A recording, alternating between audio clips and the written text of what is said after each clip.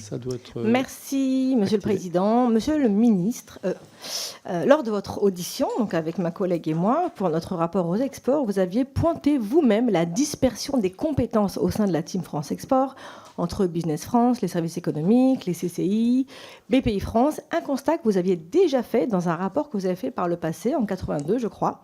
82, non. 83 non, 96. Pardon. 82, ça me vieillit vraiment beaucoup. Bon, monsieur le ministre n'est pas susceptible, ça va, mais... Ça va, il n'est pas susceptible. C'est parfait. Notre rapport avec Madame Goux recommande d'approfondir une logique de guichet unique local. Ma question, au-delà du constat partagé, quel levier concret pour coordonner des acteurs ayant chacun leur budget, chacun leur statut, chacun leur intérêt propre? Par ailleurs, les OSCI, en première ligne sur le terrain, apportent une expertise précieuse et complémentaire à la Team France Export. À budget contraint, comment mieux valoriser et articuler leur travail? Et enfin, comment mieux mobiliser nos postes diplomatiques, en particulier les ambassadeurs, sur l'export? Les rencontres entre ambassadeurs et entreprises lors des conférences des ambassadeurs à Paris ont été abandonnées. Elles étaient très appréciées. Faut-il les reprendre? Merci, Monsieur le Ministre. Merci beaucoup de vos deux interventions. Monsieur le ministre, peut-être sur ces deux interventions, notamment focalisées, pour partie en tout cas, sur le dispositif Oser l'export, et puis peut-être plus largement sur les questions posées par nos deux rapporteurs. Non, mais sur le dispositif Oser l'export, on en a échangé le 9 juin dernier dans le cadre de votre mission. Je pense que ça a été une étape structurante, incontournable. Ça a permis d'augmenter, je vous donne les chiffres, le nombre d'entreprises exportatrices très très clairement, parce qu'on est passé de 144 000 en 2023 à 152 500 en 2025. Donc il y a quand même une augmentation du nombre d'entreprises exportatrices. La question, c'est de savoir combien de temps elles le restent. Est-ce que c'est durable? C'est une approche plus qualitative. On sait en gros que l'accompagnement de la Team France Export, notamment dans le cadre du plan Oser l'export, a aussi permis vraiment d'améliorer, de réduire le taux de décrochage pour les entreprises accompagnées à 7,5%, ce qui est très peu, alors que quand on est une entreprise non accompagnée à l'export, on est à 28,5%. Donc on voit bien je donne ces quelques chiffres pour montrer qu'il y a eu un effort et que Oser l'export a été une sorte de feuille de route très pragmatique de ce qu'on appelle la Team France Export, avec en quelques années pratiquement 8 milliards d'euros de chiffre d'affaires additionnel à l'export. Je donne ce chiffre pour qu'on ait un ordre de grandeur. Donc ça n'est pas négligeable du tout. Mais c'est vrai, vous avez raison, qu'il faut adapter et qu'il faut, c'est le sens des questions que vous avez posées, tirer un certain nombre de conséquences. Sur les coupes d'abord budgétaires, tout le monde a des coupes budgétaires. On le sait, et très clairement, c'est en gros 19% de subventions publiques en moins en 4 exercices même pour Business France, puisqu'on est passé de mémoire de 105 millions d'euros de subventions à 86,7% aujourd'hui dans le budget 2026.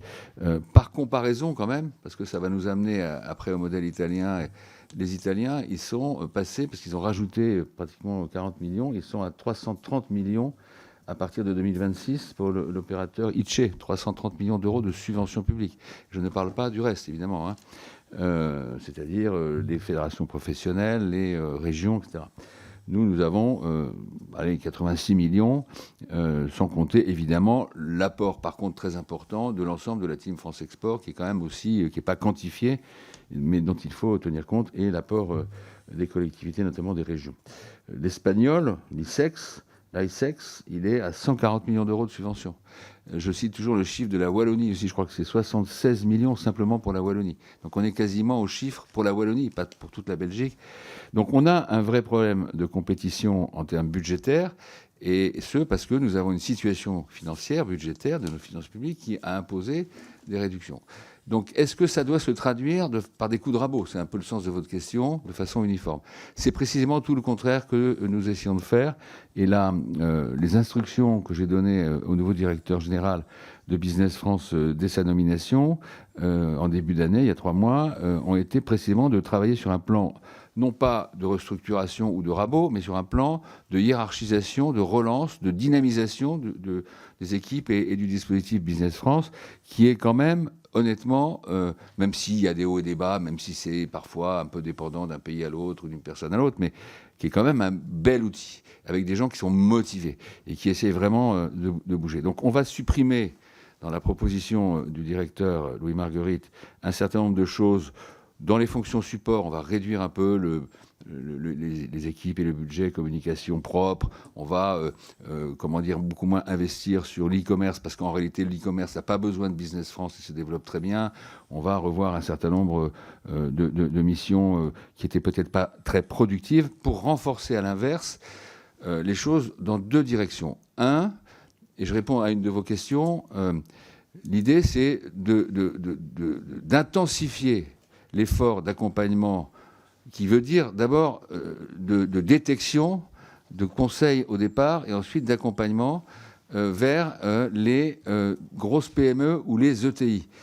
Aujourd'hui, on a 1750 ETI qui sont très fortement exportatrices sur les 7000 ETI françaises. L'idée, c'est quand même, parce qu'il y a un vrai potentiel, c'est d'aller à 3000, 3500 dans les 2-3 ans qui viennent. Donc, comment on fait pour intensifier l'effort auprès des dirigeants et des cadres des grosses PME ou des ETI? Pourquoi ? Parce que ces entreprises, elles sont solides, elles ont une vraie capacité à générer beaucoup plus de chiffre d'affaires. Elles ont souvent des produits ou des services qui correspondent à la demande, notamment des marchés dont je parlais tout à l'heure. Et donc, on considère qu'il vaut mieux qu'on calcule en augmentation de chiffre d'affaires à l'export, pour faire simple, qu'en nombre d'entreprises. Ça ne veut pas dire qu'on ne s'occupe pas de toute entreprise. La mission de Business France, vous parliez des primo-exportateurs, elle reste une mission générale. C'est-à-dire qu'on doit pouvoir accompagner tout le monde. Et on le fait en s'appuyant, j'y reviendrai, sur la team France Export, notamment dans les régions. Mais il faut qu'on soit plus opérationnel et plus hiérarchique, qu'on hiérarchise mieux plutôt l'effort, en particulier vers les grosses PME et vers les ETI, parce que ça entraîne le reste de l'économie derrière, et notamment les sous-traitants qui sont souvent des petites entreprises. C'est cette démarche-là qui doit être mise en œuvre. Et puis deuxièmement, on va se concentrer plus sur certaines géographies. Je pense je les ai évoqués tout à l'heure, à des géographies comme l'Amérique latine, l'Inde en particulier, qui est un pays qui sera le premier marché de consommation, qu'il est quasiment déjà dans les années qui viennent en tout cas, mais qu'il est quasiment déjà. Je pense évidemment aux pays de l'ASEAN, par exemple. J'ai cité les pays de la zone balte. Je pense que c'est vrai aussi des Balkans en particulier, où nous avons beaucoup à faire.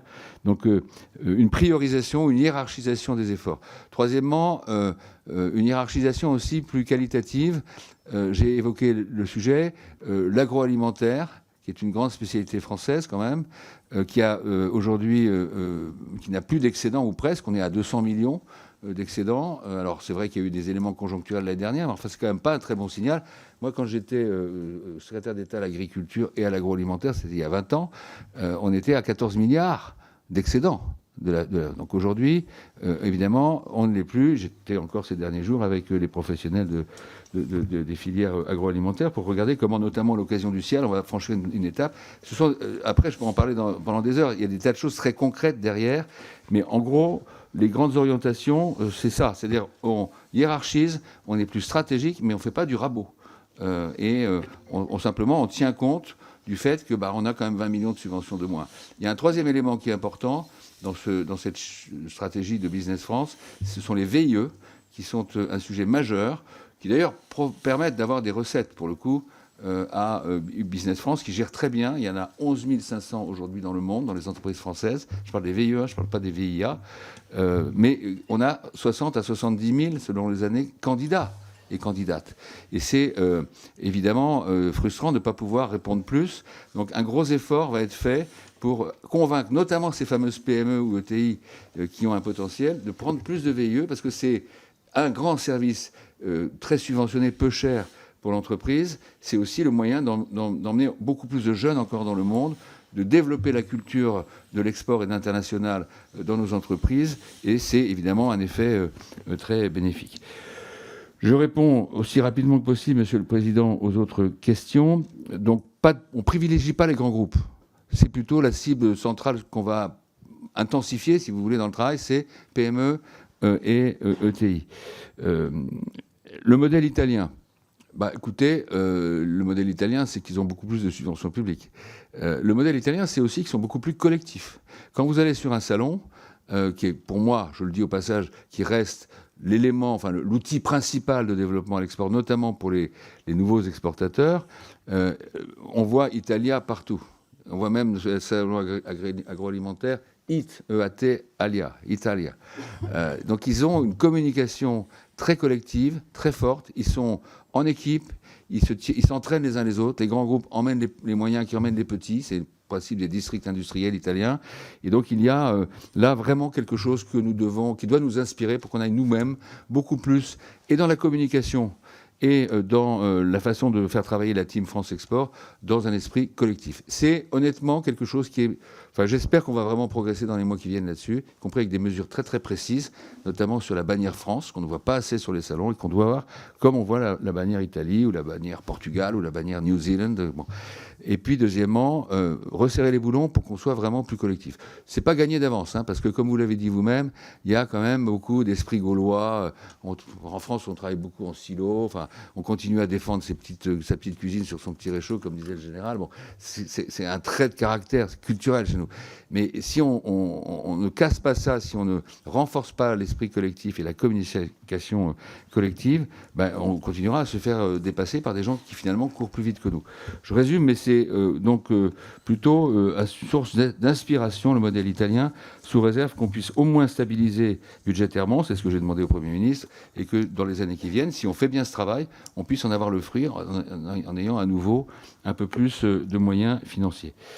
Je termine du coup, parce que je crois que j'ai répondu à peu près à tout. Je pense aussi.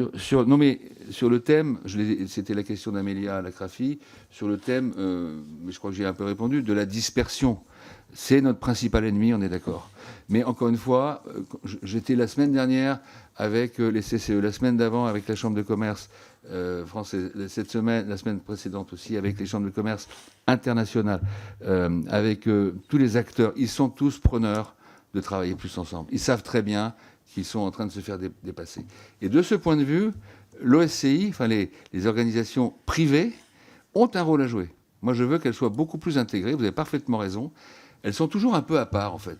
Quand on parle de la Team France Export, on parle des chambres, des CCE, des institutions françaises, du réseau diplomatique. On oublie toujours les OCI. Alors qu'il y a plein ce sont souvent des entrepreneurs français à l'étranger. Ils ont une capacité... parce que c'est leur gagne-pain aussi, il ne faut pas l'oublier, à être des acteurs tout à fait efficaces. Donc je souhaite qu'on les intègre beaucoup plus. Et donc de l'ambassadeur à l'OSCI, en passant par toute l'équipe, il faut mettre de la coordination, de l'image commune, de l'esprit collectif. C'est l'objectif du travail que je conduis et qui va se traduire, je m'arrête Monsieur le Président, mais par des choses très concrètes auxquelles vous serez associés. Je le dis d'ailleurs au passage, parce que je crois que la diplomatie parlementaire joue un rôle majeur. Moi, j'ai été moi-même président de groupe d'amitié dans cette commission depuis pendant 30 ans dans cette assemblée. Je pense que c'est très important d'avoir le concours aussi des parlementaires qui peuvent apporter d'autres contacts, qui sont aussi qui nous font remonter les choses. Et donc ça aussi, ça fait partie de l'équipe de France, la diplomatie parlementaire. Mais en tout cas, il va y avoir un certain nombre de choses très concrètes que nous allons dérouler dans cet esprit d'ici Noël prochain. Voilà ce que je voulais.